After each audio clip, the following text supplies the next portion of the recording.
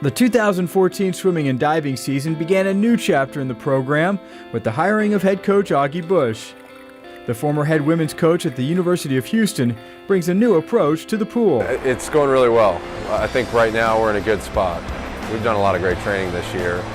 Kind of a daily process the sport of swimming is, and so you just kind of take it one day at a time, 1 week at a time, and you don't get ahead of yourself. You always know that you're destined to do your best at the end of the year, and everything in between then is just about doing your best every day. Returning to the women's team is 2013 ACC Freshman of the Year Courtney Bartholomew and 2012 ACC Freshman of the Year Ellen Williamson. I think this year the team has really come together. I think personalities mesh really well. We're all working well together. We're pushing ourselves in the water. I think that it's been a great year. Working on little things like technique, I think, has made a big difference already in my swim. Bartholomew qualified for the NCAA championships in the 100 and 200 backstroke a year ago, but failed to advance to the championship rounds. Last year it was a disappointment to be in both of the consolation finals. You go into it thinking that, I have to put it all out there, but now I realize that it is. At NCAAs, you have to put it all out on the line in that prelim swim in order to make it to that finals swim in the top 8. In the 100 and 200 backstroke, I feel like this year I just have kind of realized that I am a little bit better of a swimmer than I originally thought.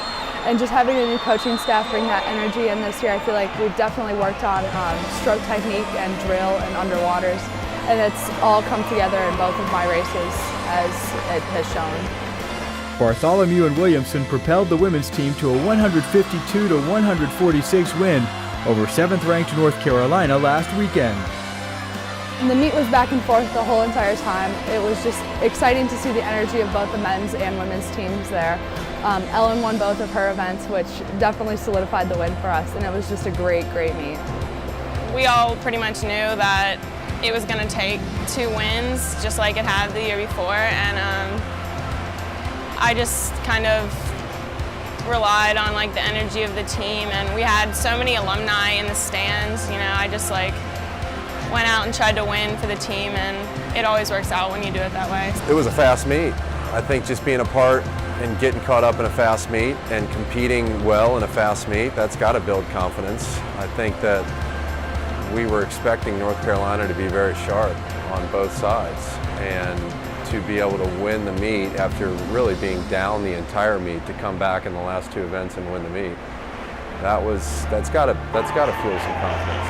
On the men's side, the Cavaliers dropped a close meet to the Tar Heels, 154-145. Seniors Brad Phillips and Jan Daniak paced the Cavaliers, finishing 1st and 2nd in the 1,000 and 500 free.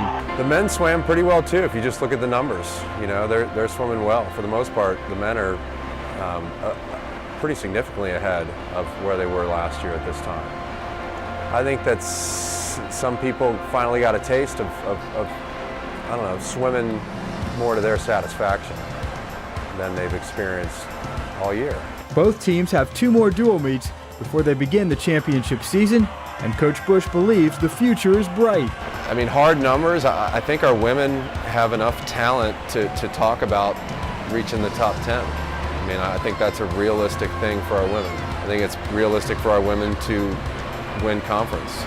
And on our men's side, I think it's realistic that our men can win conference. I don't think that's too far-fetched. I think that we can definitely qualify more men at ACCs for NCAAs, and that's certainly another goal.